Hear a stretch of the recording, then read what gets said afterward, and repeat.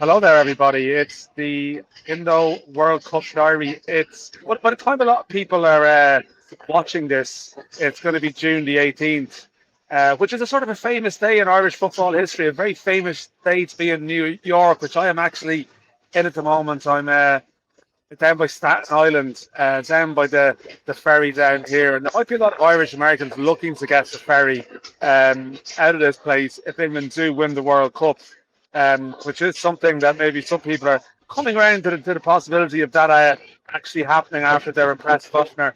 We're having our weekly catch up with Seán O'Connor, who is in Dallas after watching England after a couple of sort of rocky moments get on their way. And I will say I sort of checked into probably down in Wall Street direction, Sean. The Knicks parade is coming down here later in the day on Thursday, and I went into the local establishment to watch the second half of the England game. I missed the first half. I should have looked. The place had London in the title. It was absolutely full of people in English shirts, but they're basically your mates after the week you've had in Dallas. I think if I'm right, we're across the last week, I think their stuff's been going well. But a bloke in an English jersey and a kid saying he loved Troy Parrott seems to be doing the rounds. But we feel like we might be seeing more of those England shirts around the competition the way things have started for them.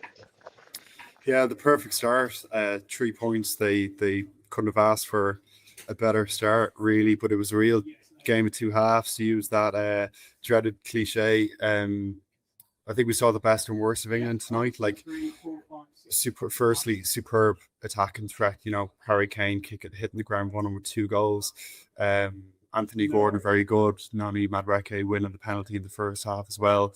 But then on the other hand, at the back, you had errors from John Stones, Reece James, Konza being caught out for Croatia's second goal, and twice England shot themselves in the foot, and whatever Thomas Tuchel said at half-time worked an absolute treat. Much better second half. 2 goals, Bellingham and Rashford towards the end. So it was the perfect start for them, but at the same time there will be kind of question marks over those defensive frailties.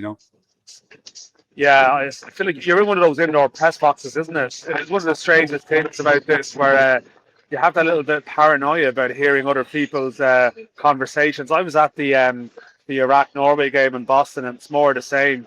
And you kind of realise the absolute rubbish that people talk about in press boxes half the time. The worst thing about it is that absolutely everyone can hear the conversation.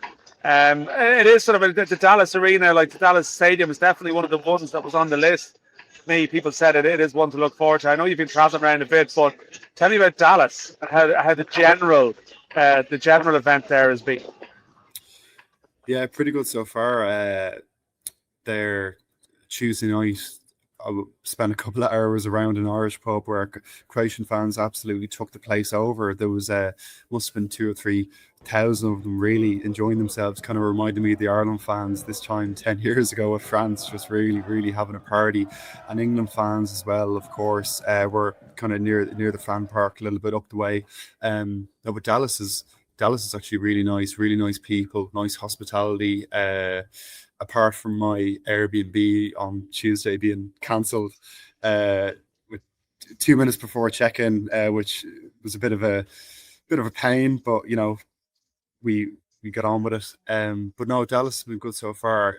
Amazing stadium. If there's one thing the people in the US know how to do, it's to build a good stadium, but perhaps not a good press box, because, like Dan, as you said, a lot of these NFL stadiums have behind glass, and it's very hard to actually gauge the atmosphere. So, speaking to Joe Malloy and the lads on the podcast, it's kind of saying it kind of feels like you're back in Talbot Street in our office, in a kind of office environment here.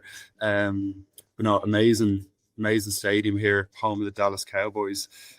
So yeah, it's been good so far. I have a couple more days here, and then it's off to Miami. I thought you were suggesting that outside was like Talbot Street outside. It would be a completely different environment. Tell me, you've been more so out like meeting fans and being around the place, and you've been from Mexico to LA, onto Dallas. Which jersey are you seeing the most of? Now, obviously, you have Mexico. Okay, maybe take that out of the equation a little bit, because I only see a lot of Mexico jerseys there, I'm guessing. But around the airports, around the place, what country are you seeing everywhere? What fans have actually brought the most energy?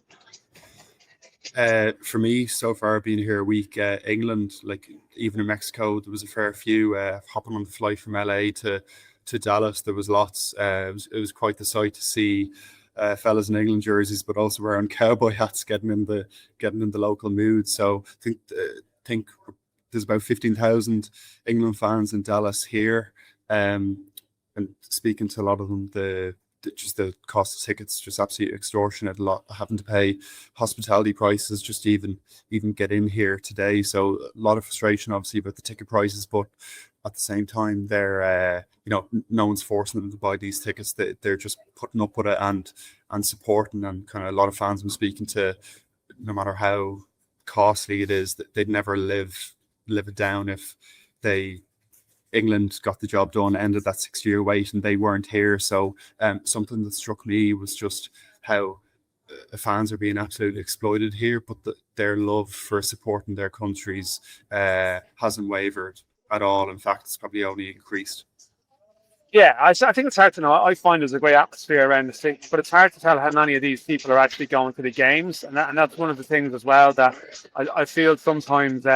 There's the life of the party might be around the stadiums in some places rather than actually in them. It's sort of hard to we got a handle on that. But yeah, no, I know you've been knocking about places. I think people might have seen you on Instagram or various whatever their social platform of choices. I've seen you going up and down roller coasters. Jesus. Drinking lots of cups of coffee, doing a couple of pretty dodgy techers, I'd have to say, with your knee. It was some of the worst keepy up thing I've ever seen in my life. The old Irish cliches about technical ability have been totally hammered home here. So we're not here.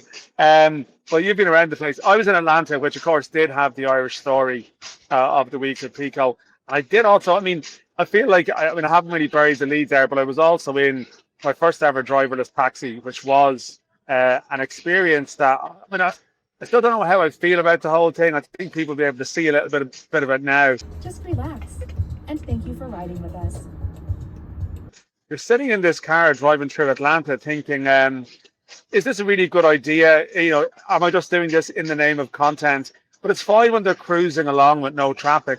But then when they come to the turn or they're about to turn left, and you realise there's oncoming traffic, it's not a feeling I would necessarily recommend. But dropped off afterwards. You'll see the cab driver. Don't even get that little token wave that you give to the taxi driver as they depart, like you've met a friend. So I don't know. It is a reminder though that like America still is the certain magic around the place, or the sense that it's ahead of the times, even though in some other of the news stories that are going on at the moment, just thinking, what is it behind the times? But Atlanta's probably one of the best cities I've visited, but then I kind of wonder sometimes if that's just very sort of narrow-minded focus of being there during the World Cup, being in a place where the stadium is 10 minutes walk, effectively the city centre, and that kind of coloured your view of the whole thing. Like Boston was a different story. I was stuck in traffic, and it's not the most well accessible sort of place, but how's it actually been for you around the game? Like, I know you're getting the fan experience. You're talking about the exploited aspect. That is obviously there. But are people actually having a good time, like in terms of just getting around the place? Yeah, I think they are. I think it's impossible to be in and around a World Cup game and have a ticket for it and experience that and not enjoy it. Like for a lot of these people, it's a once in a lifetime type of trip. Something that struck me was like there's so much obviously bad news in the world at the moment, and like we are in the US, and it's been a crazy couple of years here politically to say the least, looking on from Ireland. But the thing that struck me, and maybe it's really the essence of the World Cup, is how like people really do come together. Like I've been walking in cities, and I know there was protests at the Iran game, but there was Iran fans mingling with a lot of American fans.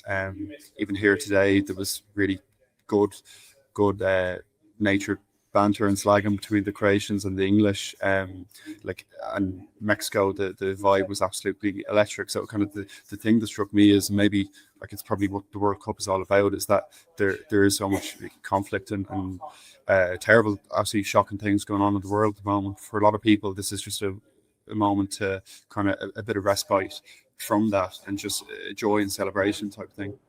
Yeah, I don't even know if it's respite. I just think that I think sometimes my sense coming here is that people from outside coming in are talking about the news stories that we're all seeing in America, feeling very conscious of needing to bring those stories up all the time. And like rightly so. I mean, some of the outrageous things that have happened, certain players, certain fans coming in. But equally, I think a lot of people here are just oblivious to that. And we're sort of more conscious, but a lot of people here are just living and not caught up with it, maybe in the way that people coming in from outside are feeling the need to sort of commentate on it. And I think that's probably an important point to make. Watching some polls during the week about the extent of how many percentage of Americans sort of feel apolitical, don't feel an affiliation to a party. It is worth remembering, like I'm probably going to do a piece this weekend around, we're almost looking for these stories sometimes, and you can find them, but the reality is that the vast majority of people are oblivious to it. And in a way, that was the same in Russia in 2018. People would assume that everyone there is sort of caught up in some kind of regime, and they're not. They're just living, trying to do the best they can, and that's probably something that is worth pointing out. But it's getting pretty windy here. What's your? I'm going to look for the Scotland game on Friday night, which I'm particularly looking forward to that, because they've definitely brought the most energy to where I've been. Bosco was Bosco even. It was more like Bosco sort of Bosco after a couple of points, I think, in the face I was in when Messi was doing his hat trick. But Scotland, that's where I'm going. Then I'm actually moving on to Dallas at the weekend. Yeah, what's up the agenda for you?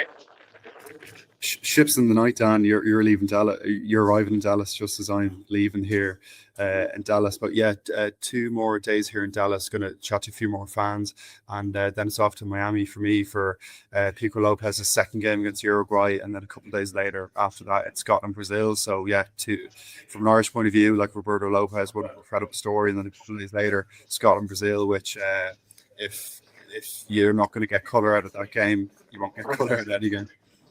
Yeah, Pero, I know you're there doing a lot of social media stuff, Sean.